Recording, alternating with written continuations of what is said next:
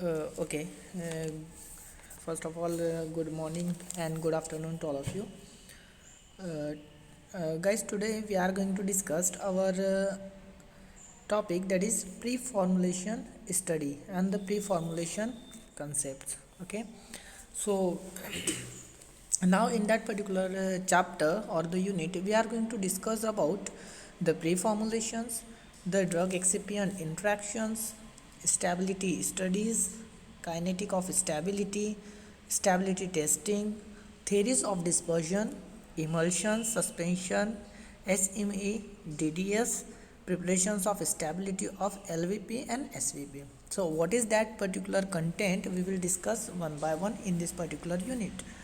Okay, so in which we are going to start our first things and the first topic, that is pre-formulations. Okay, so before going to understand anything else, just try to understand what is the pre-formulation. Okay, pre-formulation, the name itself indicate that, guys. Okay, pre-formulations are the study or are the this particular word is denoted what, before, and the formulation means what, to making anything. Okay, so pre-formulation means what, to making anything. Okay, means before to making anything. Okay, काही पण बनवण्या अगोदर आपण काय करतोय.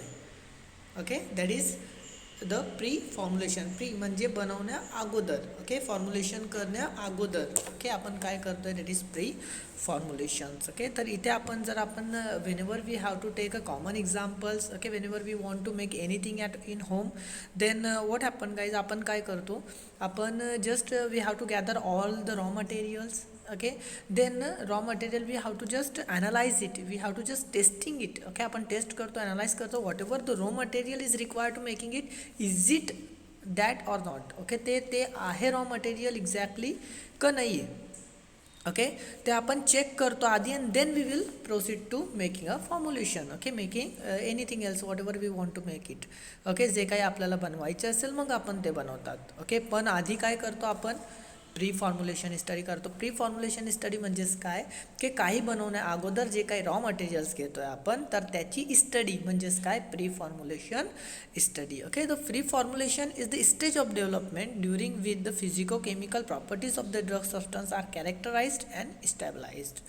Okay, जे काही physico chemical properties आहे आपले ड्रग सबस्टन्सची किंवा एक्सिपियंटची, ओके, ते काय करणे, त्याला कॅरेक्टरायझेशन करणे. ओके, त्याला इस्टिमेट करणे, इस्टिमेशन्स करणे, त्याला इव्हॅल्युएट करणे म्हणजेच काय, प्री फॉर्म्युलेशन बनवण्या अगोदर हे जे काही मटेरियल आहे त्याला इव्हॅल्युएट करण्यासाठी आपण जे काही करतो त्याला म्हणतात आपण pre formulation. Okay, means why we are going to done it, का आपण हे बनवतात. बघा गाईज, भरपूर आपण यूट्यूबचे व्हिडिओज बघितले, व्हिडिओजमध्ये ते देतात की whenever you want to make any cake at home, जर तुम्हाला काहीतरी केक बनवायचे असेल घरी, तर ते एकदम स्पेसिफिक मेजरमेंट देतात तुम्हाला. काय देतो गाईज, स्पेसिफिक मेजरमेंट. म्हणजे ते स्पेसिफिक मेजरमेंट म्हणजेच काय रे, की तुम्ही एवढी क्वांटिटीच्या हे टाईपच्या मटेरियल तिथे तुम्ही टाका. ओके, म्हणजे एवढी क्वांटिटीच्या हे टाईपचे मटेरियल तिथे टाका.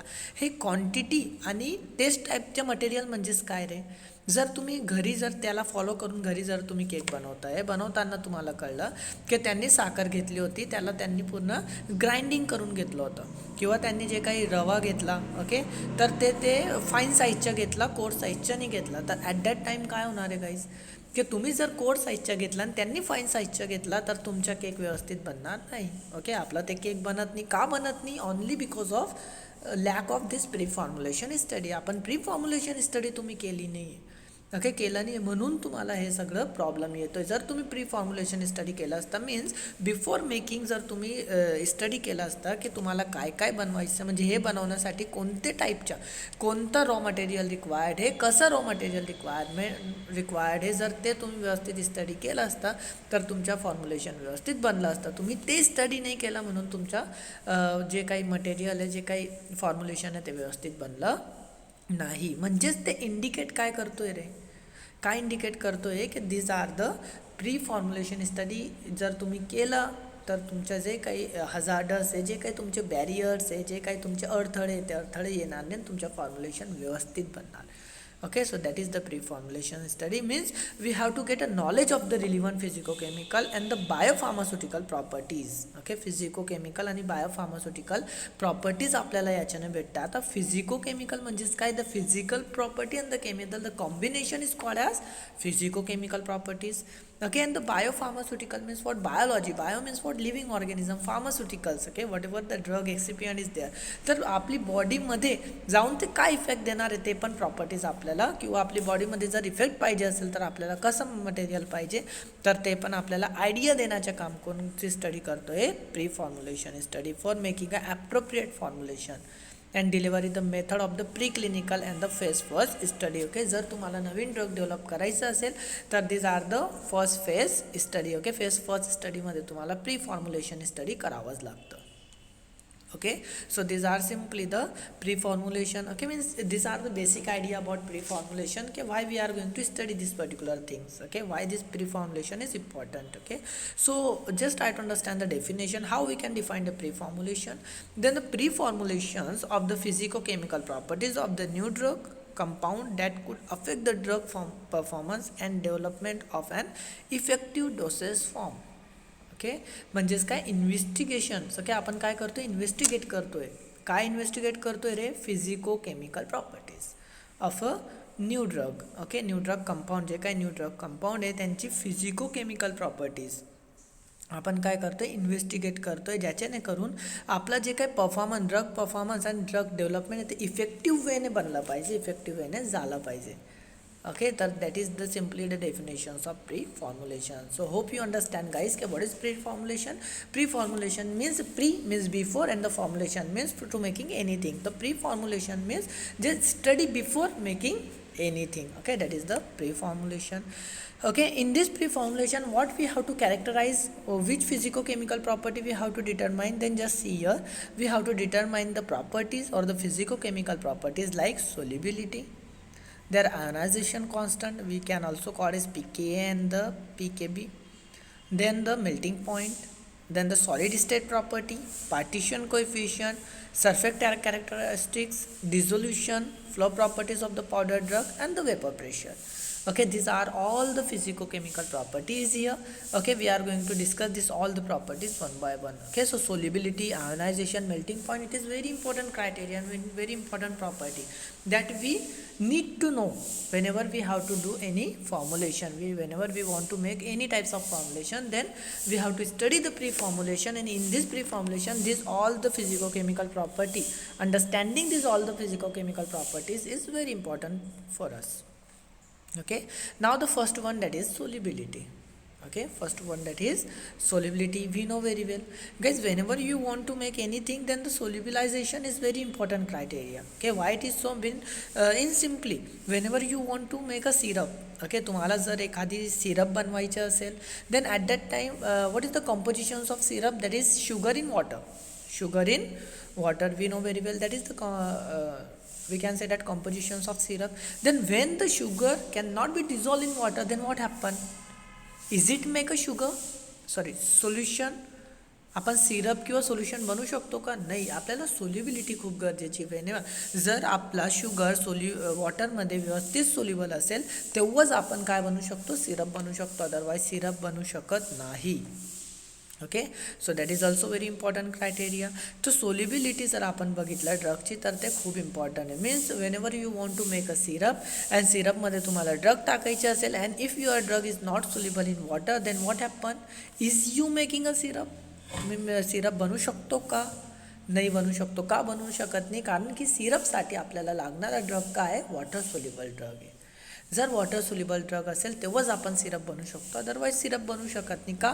कारण की तो ड्रग सोल्युबलाइज होणार नाही आणि सिरप प्रिपेअर होणार नाही. तर सोल्युबिलिटी खूप गरजेची आहे. आपण इथेच सांगू शकत नाही सोल्युबिलिटी, तर आपल्या inside the body whenever we have to take any types of medication, then it required solubilize first in water. Okay, आपण जर ओरल जर एखादी टॅबलेट कन्सिडर केला तर टॅबलेट आपल्या स्टमकमध्ये जाणार आहे. स्टमकमध्ये गेल्यानंतर in stomach HCl and the water is there. Okay, then if the tablet cannot be soluble over there, जर टॅबलेट सोल्युबलच नाही झाली तर सोल्युशनमध्ये कन्वर्ट होणार नाही. सोल्युशनमध्येच जर कन्वर्ट झाली नाही तर ते ॲब्सॉर्ब होणार नाही, आणि ॲब्सॉर्ब नाही झाली तर आपल्याला इफेक्ट भेटणार नाही.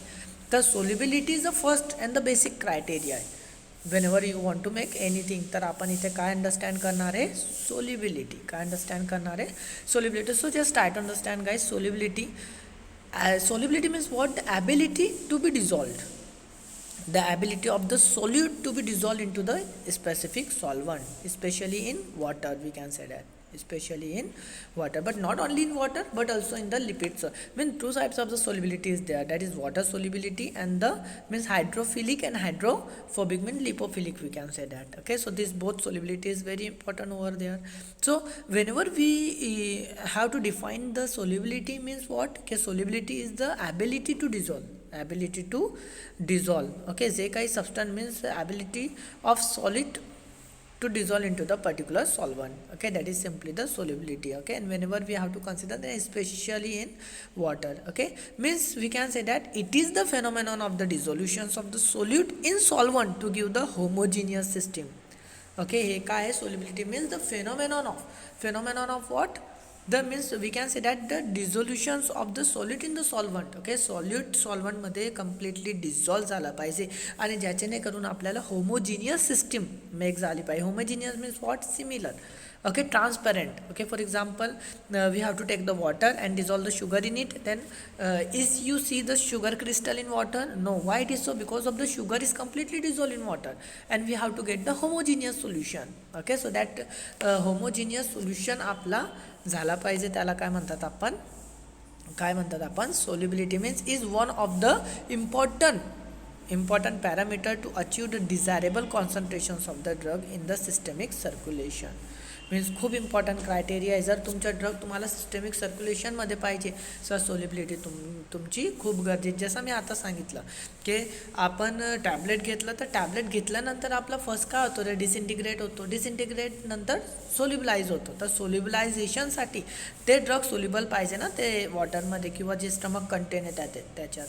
जर ते सोल्युबल नाही राहिला तर what happen, it cannot be absorbed, it cannot be produced any means cannot be available in systemic circulation and cannot be produced any types of effect. Okay, so that is simply the solubility. Okay, means whenever we want to get a pharmacological action, then the solubility is one of the first criteria to determine it. Okay, then how we can determine the solubility? The solubility is mainly determined or which is mainly depending on the pH. Depending on the pH means the solubility of every new drug, that is acidic or the basic, we know very well, or the neutral in nature, but must be determined over the pH range 1 to 8. Okay, we have to determine the solubility depending on the pH. Okay, आपण pH ने solubility determine करतो भरपूरदा. Means it has been investigated that unless a compound has an aqueous solubility in excess of 1%. जर aqueous solubility राहिली 1%ची, 1% means what, 10 mg/ml over the pH range 1 to 7 in 37 degree Celsius. 37 degree Celsius means what? It is in room temperature. Okay, then it potentially or the bio absorption problem may occur. Okay, bio absorption, biological absorption problem may occur. Okay, then the solubility is less than 1 mg/ml. जर solubility कमी राहिली 1 mg/ml. Okay, mg/ml म्हणजे ml means solvent आणि mg means what, solute. Okay, तर किती solute 1 mg किती ml/ml मध्ये किती सोल्युबलाइज होतं आहे त्याचे ते इंडिकेट केलं आहे तिथे. Indicate the need for the salt. Okay, indicate the need for the salt means whenever we want to prepare, we have to prepare the salt, then this salt form of the drug it more water soluble as compared to the other drug. Then the salt is a neutral form, we know very well, that is increase the solubility, we can say that. Okay, so these are the concepts of solubility. Hope you understand it, guys. Okay, means simply we can say that solubility means what, the ability of solute to dissolve into the particular solvent. Okay, especially in water we can say that is the solubility. Okay, and it is one of the very important criteria for getting a effect, okay, for getting a pharmaceutical response, we can say that. Okay, so these are the solubility. That then just try to understand the second physicochemical property, that is ionization. Guys, ionization, आता तुम्ही सांगणार की ionization different topic आहे, different concept आहे, तर हो different concept आहे, पण in this concept also we can understand the solubility. Okay, आपण हे कन्सेप्टमध्ये पण सोल्युबिलिटी अंडरस्टँड करू शकतो. कसं अंडरस्टँड करू शकतो रे? कारण की just try to understand what is the ionization constant means. Most of the drug are the weak acids and the bases that are present into the solutions, okay, as both in the ionized and the unionized form. भरपूरसे drug आपले आहे मार्केटमध्ये अजून पण present आहे, किंवा new drug जे काय आपण सर्च केलं असेल तर ते either by the weak acids or the base आहे, we know very well. Okay, किंवा ते दोघी फॉर्ममध्ये प्रेझेंट राहतात, either by the ionize or by the unionize form. तो ionization means what? Unionize form म्हणजेच काय आणि आयोनाइज फॉर्म म्हणजेच काय? Just try to understand over here. Ionized molecule are usually unable to penetrate the lipid cell membrane. Okay, baga, just try to understand it. Ionized molecule are usually unable to penetrate the lipid cell membrane. Why it is unable to penetrate in the lipid cell membrane? Because of they are hydrophilic in nature. They are hydrophilic in nature. Means जर आपण बघितला आपलं drug unionize, आता ionize and unionize म्हणजेच काय रे? Ions and unionize and ionize. Ionize म्हणजेच काय? Anything which is consisting of charges, okay, which consisting of the charges. जे काही ड्रग मॉलिक्यूल त्याच्यावर जर चार्जेस असेल, it is in the ionize form. And unionize म्हणजेच काय? It doesn't consisting of any charges, mean it is form in the neutrality, we can say that is the unionize. तर जर आपण ionised जर आपण बघितला, आयोनाइज्ड मॉलिक्यूल जर आपण बघितला, तर आयोनाइज्ड मॉलिक्यूल कसं राहतो गाईज? हायड्रोफिलिसिटी, हायड्रोफिलिक राहतो. ते कसं राहतो? हायड्रोफिलिक राहतो. Hydrophilic means what? Water soluble, and it can not be penetrate the cell membrane. का सेल मेम्ब्रेन पेनिट्रेट करत नाही? Because of that particular cell membrane is mainly made up by the lipid material or the phospholipid, we can say that. फॉस्फोलिपिडने made राहते ते. आणि जर फॉस्फोलिपिडने जर ते मेड राहत असेल तर ॲट दॅट टाईम आपण जर हायड्रोफिलिक ड्रग दिला तिथे, तर at that time means hydrophilic means what? Ionize drug दिला, तर ॲट दॅट टाईम काय होईल गाईज? की they can not be penetrate the cell membrane. Cell membrane जर पेनिट्रेट केलं नाही तर ते आपल्या सिस्टमिक सर्क्युलेशनमध्ये जाणार नाही. If it can not be penetrate or it can not be present in the systemic circulation, it can not be produce any types of effect. The effect then are, but whenever we want to understand the solubility, then ionization is very important, because of ionized drug is a hydrophilicity, means hydrophilic, it is solubilized in water. Then whenever we have to take the drug like medications like tablets, then what happen guys? What happen? जे काही tablet स्टमकमध्ये जातो, स्टमकमध्ये water present राहतो आणि तिथे काय करतो? ते simply it get dissolve over there. Okay, dissolve होतो. तर आयोनायझेशन पण इम्पॉर्टंट आहे आपल्याला डिझॉल्युशनसाठी. डिझॉल्व होईल तेव्हाच ॲब्सॉर्ब होणार ना. जर डिझॉल्वच नाही झालं तर ॲब्सॉर्ब होणार का? नाही. पण जर आपल्याला whenever we want dissolution in stomach, then we require the ionized form of the drug. Okay, ionized form of the drug. But whenever we want to consider the penetration into the cell membrane, then we need the unionized drug. Okay, because of unionized drug usually lipid soluble, and the lipid soluble drug are having an ability to penetrate into the cell membrane. Okay, then whenever we considered our ideal drug, then ideal drug are having an ionization constant, means this drug is also having an ability to form into the ionization and unionization. Okay, both the forms it presents into the ionized and the unionized form in the constant way. That particular terms is called as ionization constant. Because of ionized drug it get dissolved into the water, and the unionized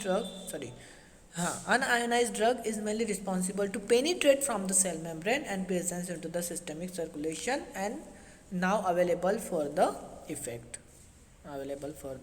Okay, so these are simply the concepts of ionization. Means whenever we have to see the market, then about 75% of the drugs are weak bases.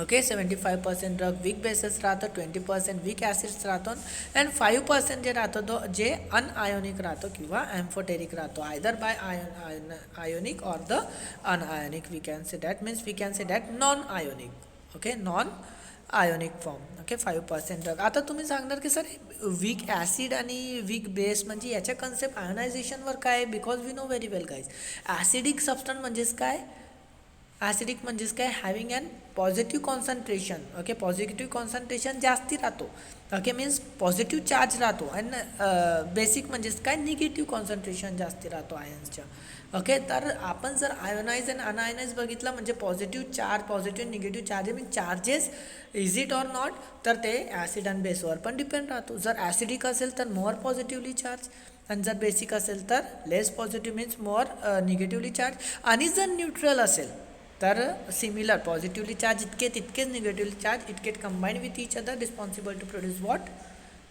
Neutrality produce करतो. तर ॲसिडिटीवर आणि बेसिसिटीवर पण खूप important करतं आपलं ionisation.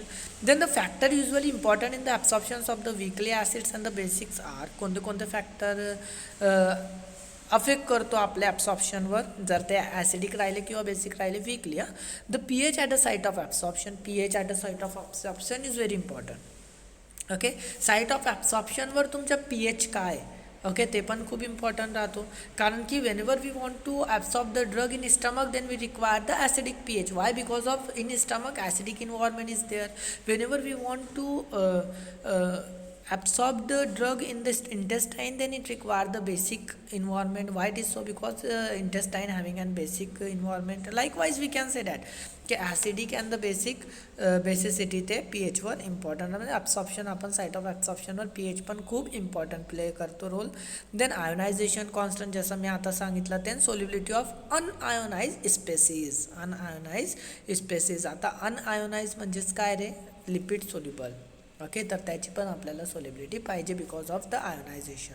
The ionization constant refer the equation like Hb plus H2O that is H3O plus B minus. जर बघा guys इथे काय दिलेलं आहे simply Hb plus H2 is a water is having an hydrogen in the two concentration जसं H2 दोन आहे ना आणि Hb मध्ये अजून एक हायड्रोजन आहे तर काय होईल रे H3 होऊन जाणार H3O प्लस. आता H3O प्लस जर H2O तर it show the neutrality but H3 म्हणजे हायड्रोजन कॉन्सन्ट्रेशन वाढलं म्हणजे पॉझिटिव्ह कॉन्सन्ट्रेशन वाढलं तर तिथे चार्ज कोणता येणार पॉझिटिव्ह आणि प्लस काय निघणार B मायनस म्हणजे हे काय झालं गाईज आयोनाइज झालं. काय झालं हे आयोनाइज आणि आयोनाइज झालं म्हणजेच काय रे बघा आधी अनआयोनाइज्ड होतं ओके अनआयोनाइज होतं दॅट इज H2O अनआयोनाइज होतं तिथे काहीच आयन्स नाही आहे पॉझिटिव्ह पण नाही निगेटिव्ह पण नाही पण आपण काय केला ॲड करून Hb ॲड करून त्याला आयोनाइज्ड केलं म्हणजेच काय रे आधी H2O होता मग आपण आयोनायझेशन केलं म्हणजे आधी अनआयोनाइज्ड होता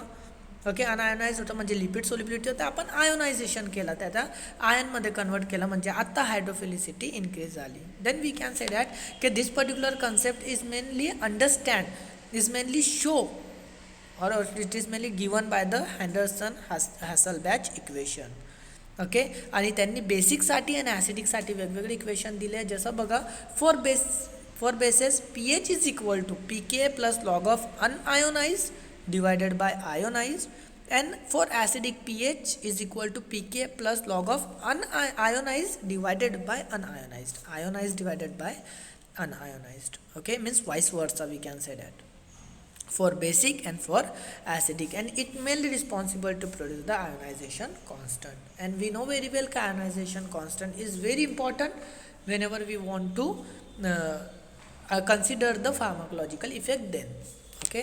So hope you understand these two terms that is solubility and ionization constant okay. Now the next one that is melting point, the next physicochemical properties that is melting point okay guys. Just try to understand melting point and the boiling point.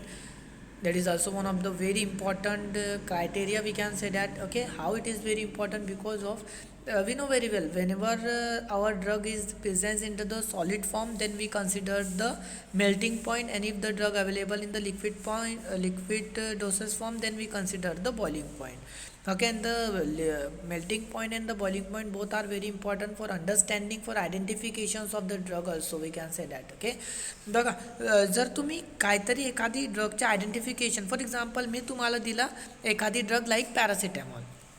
Okay, paracetamol दिला. आता मी दिलं आहे तुम्हाला paracetamol, मी सांगितलं की ते paracetamol आहे, पण तुम्हाला ट्रस्ट, आपली फार्मा फील्डमध्ये ट्रस्ट कोणावर पण करायचं नाही, स्वतः इव्हॅल्युएट करून बघायचं.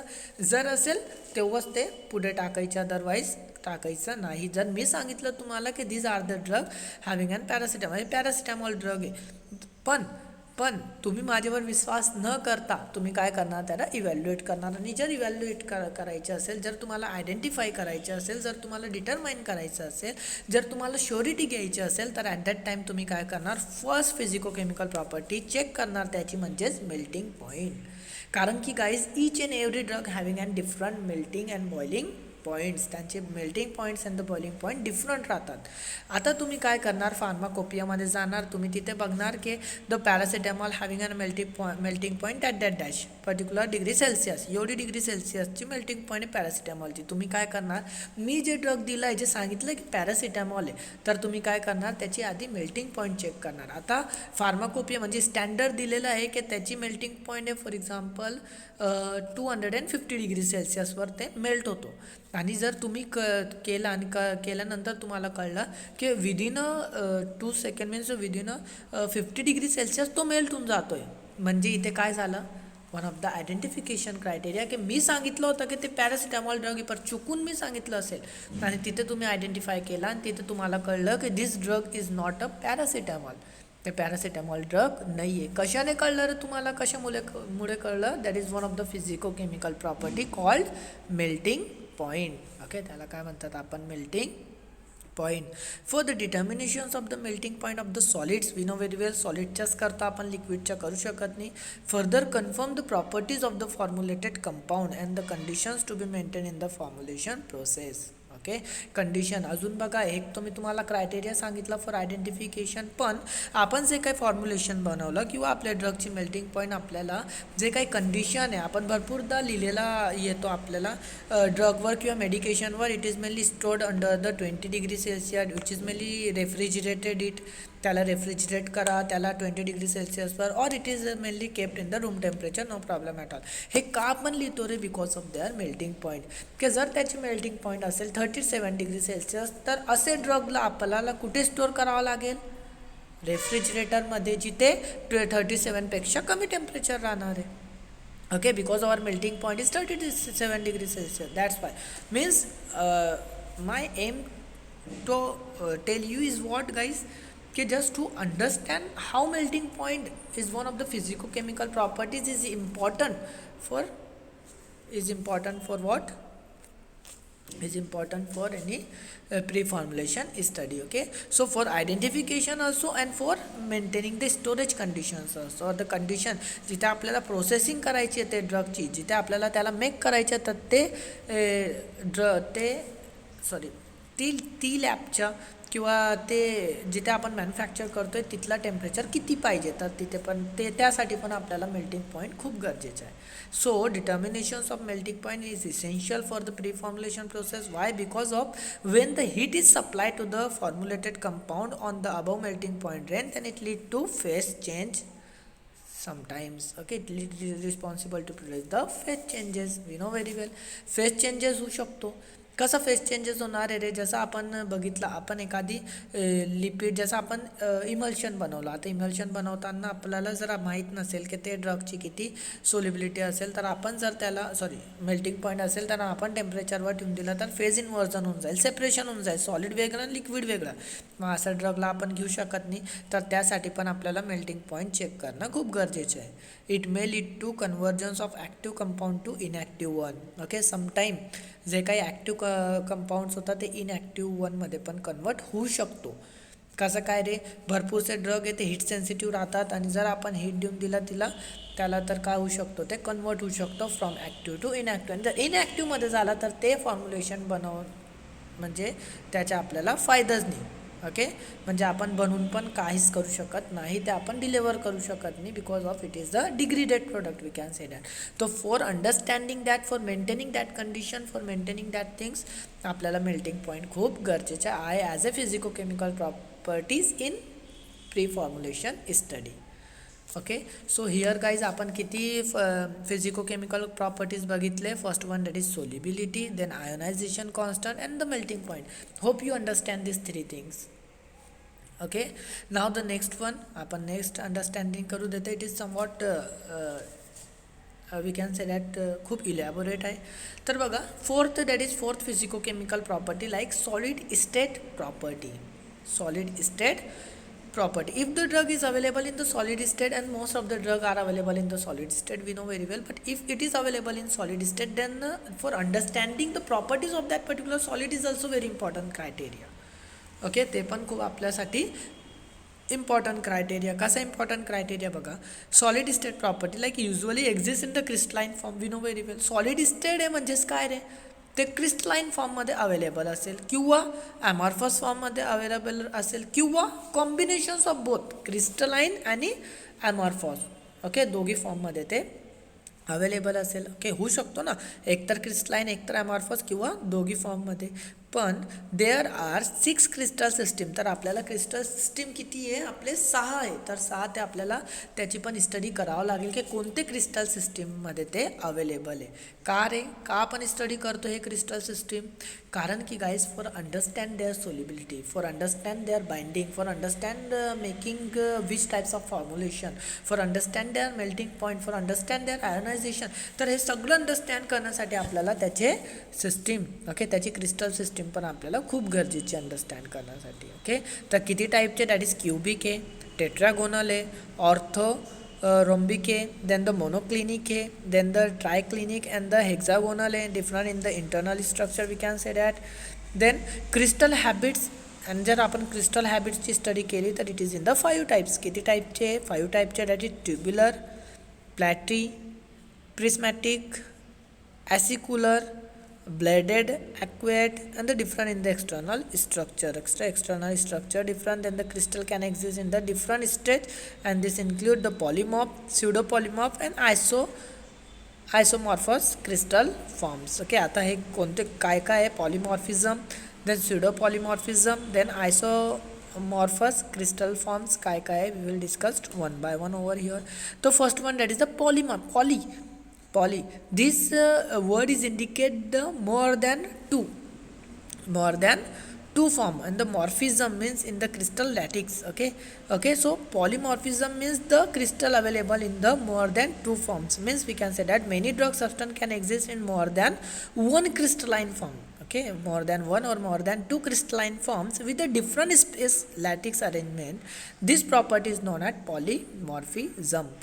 The word is indicate that more than 2 or more than 1 form of crystal, and एखादी ड्रग जे असं अवेलेबल आहे more than 1 types of crystals. Okay, म्हणजे त्याचा shape more than 1 types of crystals आहे, तर त्याला म्हणतात. This phenomenon is mainly known as polymorphism. म्हणजे जर आपण बघितलं cubic, tetragonal, orthorhombic and the monoclinic and the triclinic, तर हे जे काही आहे हेक्झागोनल, तर आपलं असं एखादी ड्रग की ते पॉलिमॉर्फ म्हणजे क्युबिक पण आहे आणि हेक्झागोनल पण आहे. ओके, टेट्रागोनल पण आहे आणि ट्रायक्लिनिक पण आहे, असं मिक्सचर येतात, त्याला म्हणतात आपण polymorphism. And the crystal are terms as a polymorphs, आणि ते क्रिस्टलला आपण काय म्हणतात, पॉलिमॉर्फ्स. Okay, many solid may be prepared in the particularly polymorphic form via appropriate manipulations of the conditions of crystallization such as, म्हणजेच बघा, जर तुम्हाला पॉलिमॉर्फ्स जर प्रिपेअर करायचे असेल तर आपण ते पण प्रिपेअर करू शकतो. कोणती कंडिशन्स यूज करून, काय यूज करून, काय चेंज करून आपण पॉलिमॉर्फ्स फॉर्म करू शकतो. That is changing the nature of सॉल्वंटचं नेचर आपण चेंज करून पॉलिमॉर्फ करू शकतो. नेचर ऑफ सॉल्वंट म्हणजेच काय रे, जर सॉल्वंटचं नेचर आहे ॲसिडिक, बेसिक, किंवा आपल्याला पॉलिमॉर्फ पाहिजे, जर आपला क्युबिक भेटतो आपल्याला ॲसिडिक इन्व्हायरमेंटमध्ये, तर आपण काय करू, बेसिक करून म्हणजे न्यूट्रल करून घेऊ, तर ज्याच्याने आपल्याला, आणि समवॉट ॲसिडिक म्हणजेच काय रे, तर आपल्याला पॉलिमॉर्फचे क्रिस्टल भेटेल. ओके. देन द टेम्परेचर, आपण टेम्परेचर व्हॅरी करू शकतो. जर इव्हॅपोरेशन आपण सॉल्व्हंट करतोय क्रिस्टल भेटण्यासाठी, जर आपल्याला 20 डिग्रीज किंवा 50 डिग्री सेल्सिअसवर आपल्याला हेक्झागोनल भेटतोय, तर आपण टेम्परेचर कमी करून पण किंवा व्हॅरी करून पण आपण त्याचे पॉलिमॉर्फ तयार करू शकतो. Then the rate of cooling, okay, आपण कूलिंग कसं करतोय, किती रेटने कूलिंग करतोय ते पण कंट्रोल करून पॉलिमॉर्फ फॉर्म करू शकतो. Means polymorphism is a common particular with the certain structure group. Okay, means 63% of the barbiturates, for example 63% of the barbiturate, 7% of the steroid and 40% of the sulfonamides. Okay, means here this percentage is what we have to prepare the polymorphs of that particular drug also. Okay, now the next concept, that is the pseudopolymorphism. आता pseudopolymorphism म्हणजेच काय, just try to understand. Occasionally a solid crystallized entrapping solvents molecule in a specific lattice position and in the fixed stereochemistry resulting in the solvent or the pseudopolymorph. Okay, means जर आपण बघितलं तर solid crystallizes entrapping solvent molecule in the specific lattice position. Okay, जर आपलं lattice position आहे त्याला आपण इंट्रॅपमेंट करून दुसरं सॉल्वंट ते सेम सॉलिडच्या दुसरा क्रिस्टल लॅटिक्स फॉर्म करणे, त्याला म्हणतात आपण pseudopolymorphism. The solvent include that is water, methanol, ethanol, acetone, chloroform, benzene. Okay, the distinguish between this forms and the true forms can be obtained by determining the melting point. Okay, and the last one, that is the isomorphous crystals. Okay, isomorphism is the ability to forming the crystals of the similar shape by the different chemical substance use करून आपण similar शेपचे crystal form करणे, त्याला म्हणतात आपण आयसोमॉर्फस crystal. Such as substances are said to be the isomorphous, that is same shape. Isomorphous म्हणजे shape same राहतो. Okay, पण different chemical use करून आपण ते प्रिपेअर करतो. That is isomorphism is due to the same chemical constituents. Okay, now for example magnesium sulfate, hydrate, and the zinc sulfate hydrate, that is H2O. So whenever we want to making it, आपण हे डिफरन्सचे same शेपचे crystal prepare करू शकतो. That is the solid state property, आणि ते पण आपल्याला understand करणं खूप गरजेचं आहे. तर आपण इथे काय बघितलं गाईज, आपण स्टार्ट केलं होतं physico chemical properties of drug. Okay, in the pre formulation आपण बघितलं solubility, ionization constant, melting point and solid state property. Okay, after that or from next lecture we will start our next point, that is partition coefficient, then surface character, dissolution, and furthermore. Okay, so hope you understand it. If you have any problem, anything else, then you can free to ask me anytime, anywhere. Okay, so here the lecture is end. The next point we will discuss in next lecture. Thank you.